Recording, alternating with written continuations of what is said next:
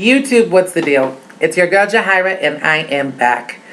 I am back to offer a perspective on the issue on everyone's mind tonight. That being earlier today in Abbottabad, Pakistan, after about a 40-minute long firefight, the reign of terror and the catalyst behind the reign of terror is over. Osama Bin Laden has died. And the perspective that I'm offering is of somebody who is of Middle Eastern descent. Many of you who subscribe to my channel know of my background, but not many of you are aware of the fact that part of that background consists of being Lebanese. And the reason why I have never touched on it that deeply is largely due to my mother.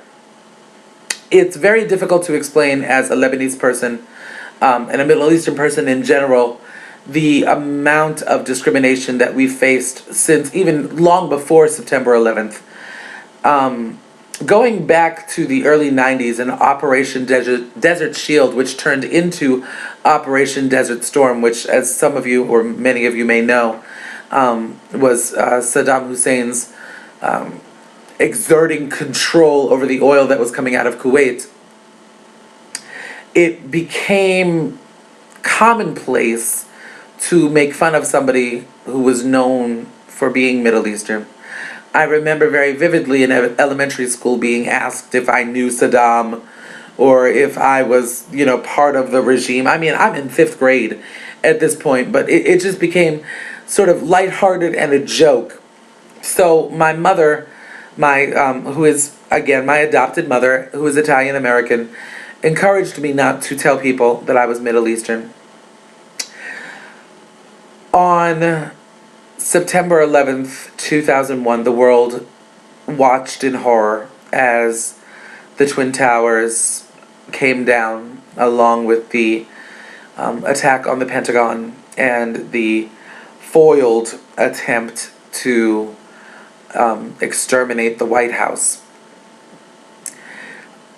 What people don't know, for the most part, is that on September 10th, the terrorists responsible for hijacking those planes had stayed in Boston. And the more specific information is that the hotel they stayed in was a 5-minute walk from my mother's condominium. So on a number of levels, this hit very close to home for me. And I remember very vividly the day after the attacks, my mother showing up unannounced at my house with tears in her eyes, begging me to not tell anybody that I was Lebanese.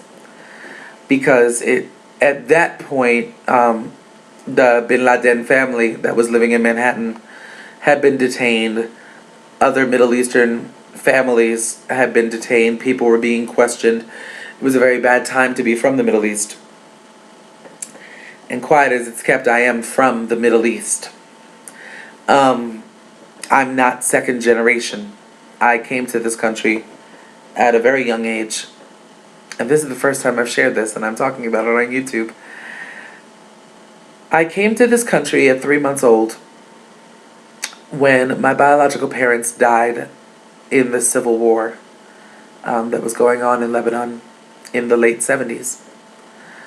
And so for us to reach a day like today where this man who is arguably, the Hitler of my generation and the great face of evil for people the world over, to know that his life is over, to know that the fear he instilled in so many Americans and so many people the world over is completed, it brings up a multitude of emotions for me. From a Christian perspective, I cannot rejoice in the death of a man. And again, that's just my standpoint. I can't sit here with some great big grin on my face and tell you how glad I am that anyone has died. I can't rejoice in that. But I can also argue the other side of that to say that, had I lost a family member, had I lost a father or a mother or my husband or my children on September 11th, would I feel differently? And perhaps there's a chance that I would. But what I know is this. This man is dead. But just because this man died does not mean that terrorism has.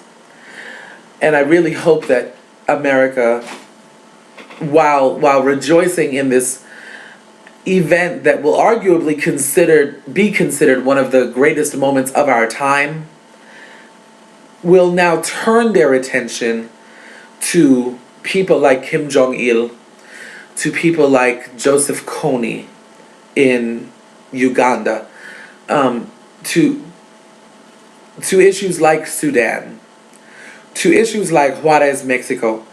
It's very easy to, get caught up in the hype of how excited everybody is going to be and how this thing is finally over. But it's over in relation to this one person. Yes, Osama is dead, and with that being said, no, he will no longer be a threat to us. But there are other issues going on in this world today. Issues that we really have taken a sort of lackadaisical attitude towards and focused on this one part. And now that this one part has come to an end, I really hope that we can now disperse to the other pressing issues that continue to confront us on a daily basis. I see people saying, "Rest in hell, Osama, Jesus, God."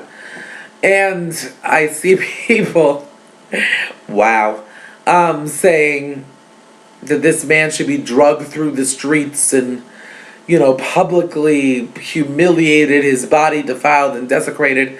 And to that I just say, I think it's BS. I think that attitude is complete BS. Why? Because we didn't do it with McVeigh. We didn't do it with the DC sniper. It shouldn't be done here. Our war is not with the Muslim people. Our war is not with Islam. Our war, our tension remained with Bin Laden. Let that man have a burial that corresponds to his beliefs and be done with it. There's no glory in beating a dead horse or a dead man. It's not going to bring 3,800 people back. It's not going to give us any great sense of satisfaction. Not really. Not in the long run. Let the dead be dead is my philosophy and my belief system. And I really do hope and pray that we use this to then move forward to other threats that the world is facing right now, rather than getting too comfortable with the demise of one terrorist, no matter how prolific, no matter how infamous he may have been. Those are my thoughts, and I will leave you with that. Until next time, YouTube. Boy, it's going to be a hell of a day. One love.